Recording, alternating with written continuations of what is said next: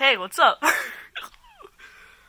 So I know I haven't been on here for a while, but I got a new idea for a series, maybe just like a periodic thing, where, I basically just review three things. They could be movies, TV shows, video games, board games, anything that I really want to talk about. But today we're going to be reviewing a music group and two movies, and if you can guess them in the comments, which you probably can't, go ahead and pause the video. I don't care if you do. But today, I'm going to be talking about the Gorillaz, Spider-Man Into the Spider-Verse, and Mary Poppins Returns, so this will be fun. Welcome to Triple Threat.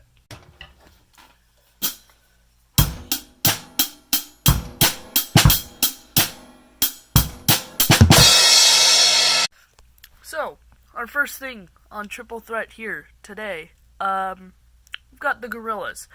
The Gorillaz, I once reviewed them a pretty long time ago. I've listened to a bit of their music, one full song, just because, they're not my favorite band in any way, but they are good. But I do have a couple problems with them. If you are a Gorillaz fan, this is no way, I'm not saying they're bad in any way.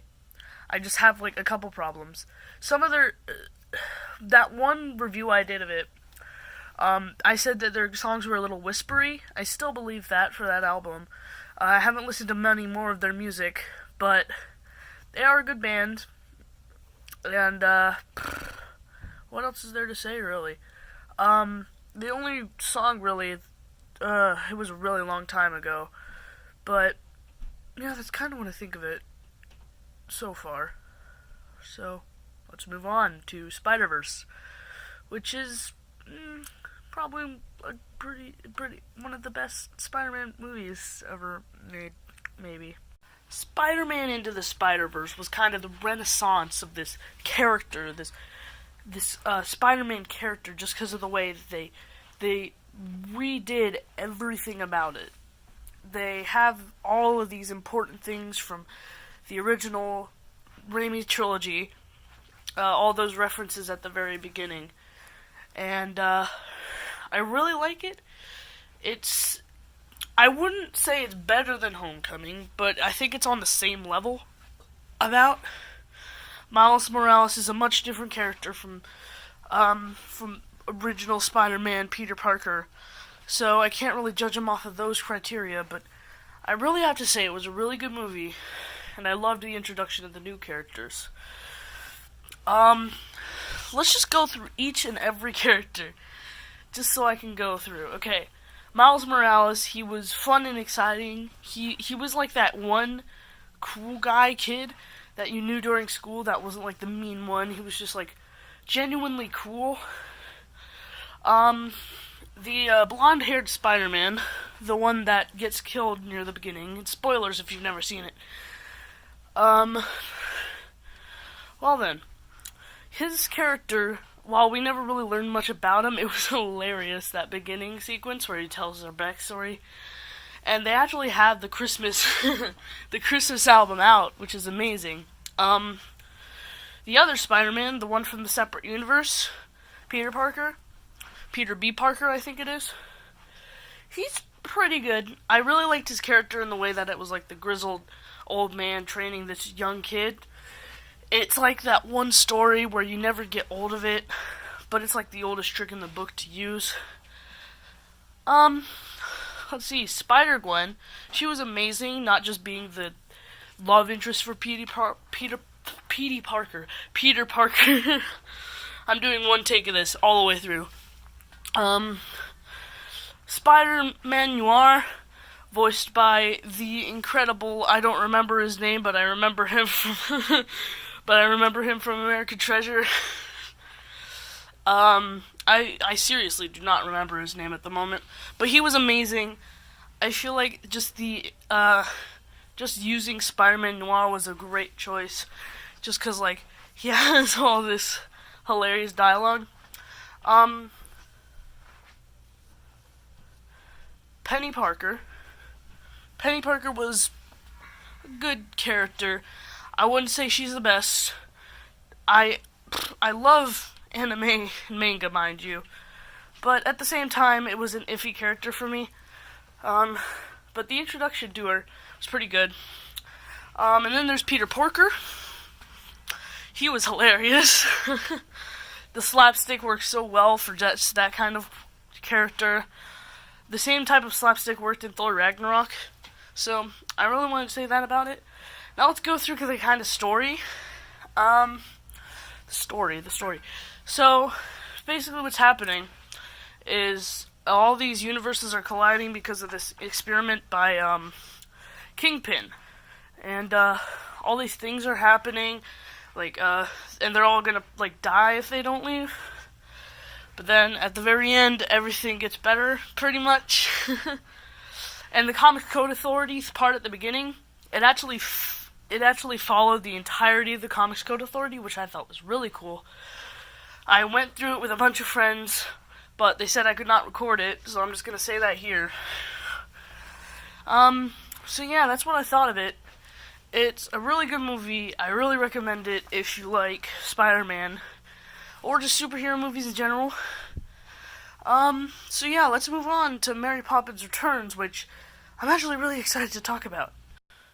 Now, I'm not gonna make this one where you can see my face, but that's fine. But let's just start this off. So, yeah, Mary Poppins Returns is a really good movie. It stays true to the original while still having its own story. It's amazingly crafted. Lin-Manuel Miranda was great. Emily Blunt was great. All of the main character, the cast was great. It's just, it captures the fun of the original while still making a new movie. And I just love it. I can listen to the soundtrack all day and never get bored. Speaking of that, let's start talking about the actual movie. The characters were really well crafted. Emily Blunt's Mary Poppins stays more true to the books, which she says herself in the behind the scenes. Lin-Manuel Miranda's character was amazingly crafted.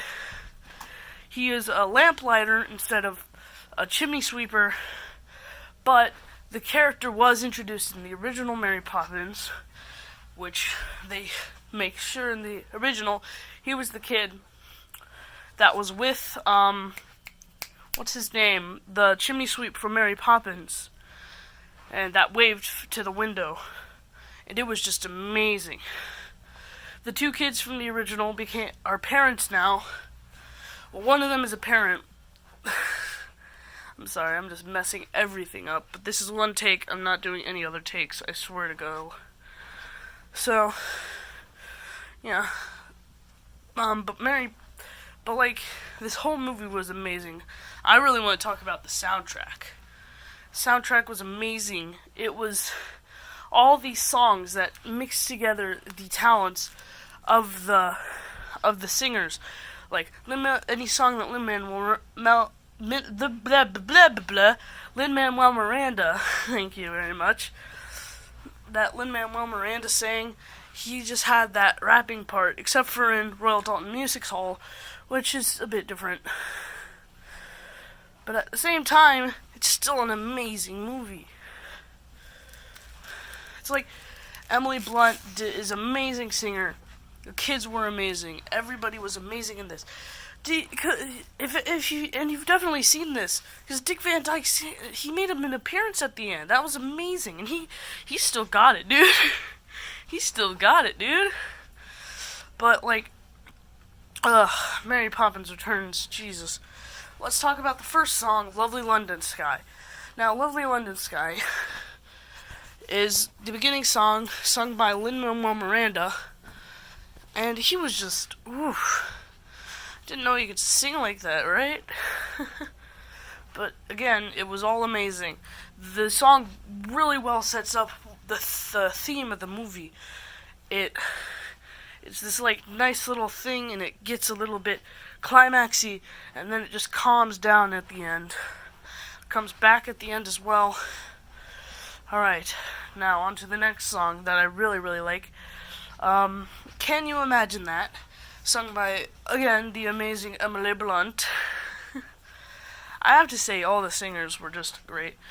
But sung by Emily Blunt, she did a really good job as Mary Poppins, and it shows in this song only. Then there's, what is it? Oh yeah, A Conversation, sung by the guy that plays the older, boy. I don't remember the kids' names from the original, or from this new one, in fact. But from the original, the boy from the original, yeah, that actor. I honestly cannot remember actors' names, except for the main characters, if it's live action. But yeah, it was amazing, and it almost made me cry. Almost. I didn't cry. Definitely not. Definitely not. Okay, what's next? Royal Dalton Music Hall. And like I said, Lin-Manuel Miranda and Emily Blunt both sung this, along with a lot of other people, I am sure. But, yeah. It was a really good one. And, it sets up the tone of only, like, that area, how you're supposed to feel about this place that they're going to. Like, it's all this, intense music, and, like, just singing. Then there's, The Cover Is Not the Book, and, whew, my favorite song, I am not kidding, in this entire soundtrack.